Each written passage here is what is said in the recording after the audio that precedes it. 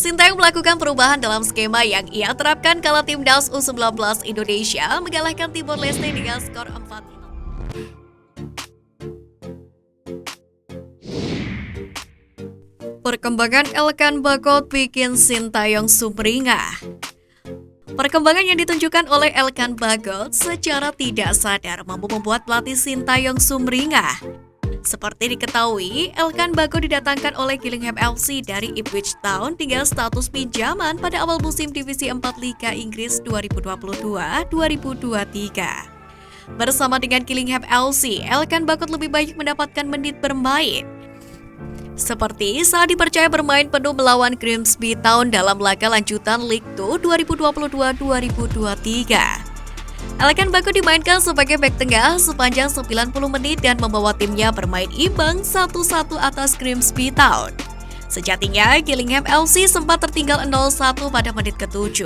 Tetapi mereka langsung membalas dengan sebuah gol dari Michael Mandron pada menit ke-14. Pertandingan ini menjadi laga ke-8 Elkan Bagot bersama dengan Gillingham FC. Mantan kapten Ipswich Town U23 tersebut terus melatih kemampuannya. Dengan banyaknya jam terbang yang didapatkan oleh Elkan Bagot bersama dengan Gillingham FC tentu akan menjadi aset berharga untuk timnas Indonesia. Pasalnya, sejak memilih Indonesia sebagai keluarga negaraannya, pemain berdarah Inggris itu selalu menjadi andalan pelatih Sintayong. Diketahui, pelatih asal Korea Selatan tersebut kerap memanggil Elkan Bagot untuk mengisi 3 kelompok timnas Indonesia yang dipimpinnya, yakni U19, U23, dan timnas senior. Dengan terus bermain teratur di divisi keempat Liga Inggris, kemampuan Elkan Bagot dipercaya akan semakin berkembang.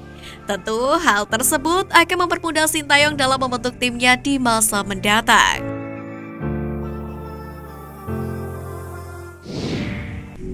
Bima Sakti pengaruhi perubahan taktik jitu Sintayong. Sintayong melakukan perubahan dalam skema yang ia terapkan kala timnas U19 Indonesia mengalahkan Timor Leste dengan skor 4-0 pada Rabu 14 September kemarin. Jika pada Piala AFF U19 lalu, Sintayong memakai sistem 3 back, namun pada kualifikasi Piala Asia U20 kali ini, Sintayong bermain dengan skema 4-3-3. Hasilnya pun istimewa. Bukan hanya kemenangan telak, namun permainan kolektif yang ditunjukkan Garuda Muda menunjukkan bahwa tim ini layak bermain di Piala Asia U20 2023. Meski begitu, Sintayong menilai masih terdapat beberapa kekurangan yang ia dapati dari anak-anak asuhnya. Pelatih asal Korea Selatan tersebut mengungkapkan bahwa beberapa kekurangan harus segera diperbaiki. Dirinya mengaku tetap optimis menatap 2 laga selanjutnya, yakni melawan Hong Kong dan Vietnam.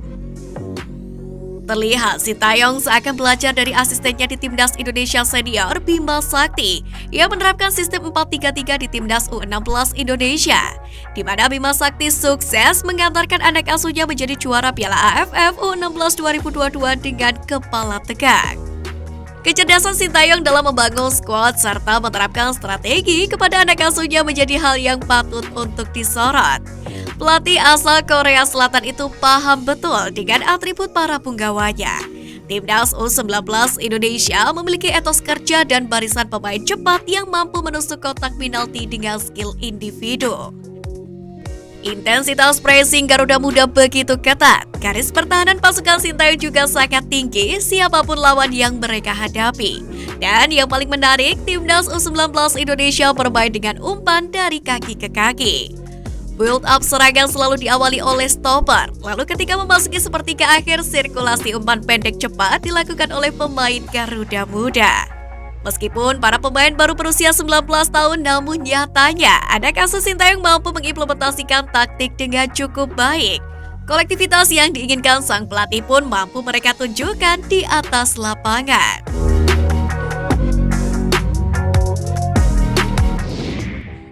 Asnawi Makwalam cedera jelek timnas lawan Curaçao.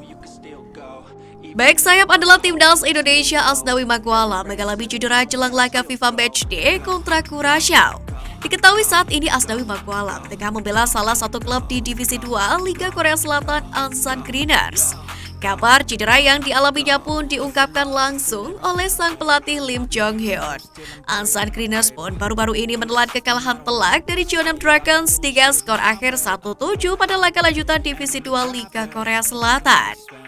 Nama Asnawi Mangkualam pun tidak masuk dalam daftar pemain baik starting line up ataupun sebagai pemain cadangan.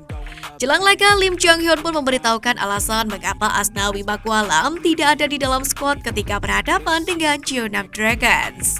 Pasalnya hal tersebut lantaran Asnawi Mangkualam mengalami cedera. Dikutip dari Bells 11, Lim Jong Hyun mengungkapkan bahwa Asnawi Mangkualam dan Song Joong Kyu keduanya tampil baik baru-baru ini. Namun, Asnawi Mangkualam tidak bisa bermain karena mengalami masalah otot dan sedangkan Song Joong Kyu tidak dalam kondisi normal karena kelelahan. Hingga saat ini Lim Jong Hyun pun belum menjelaskan berapa lama ex pemain PSM Makassar itu harus menepi dari lapangan. Padahal Asnawi Mangkualam sangat diharapkan untuk hadir membela timnas Indonesia kontra Curaçao. Asnawi Mangkualam juga merupakan salah satu pemain andalan Ansan Krinas di Kelektu musim 2022 ini. Terbukti dengan absennya Asnawi Mangkualam, pertahanan Ansan Krinas diobrak-abrik oleh Jeonnam Dragons hingga jebol 7 kali. Diketahui timnas Indonesia dijadwalkan akan berhadapan kontra Curaçao pada 27 dan 30 September mendatang. Dengan berkurangnya salah satu pemain andalan, tentu hal ini akan sangat merugikan timnas Indonesia. Curaçao sendiri tidak bisa dianggap remeh. Mengetahui hal ini tentunya warganet berharap Asnawi Mangkualam segera membaik mengingat skillnya sangat dibutuhkan oleh klub yang saat ini ia bela dan juga timnas Indonesia.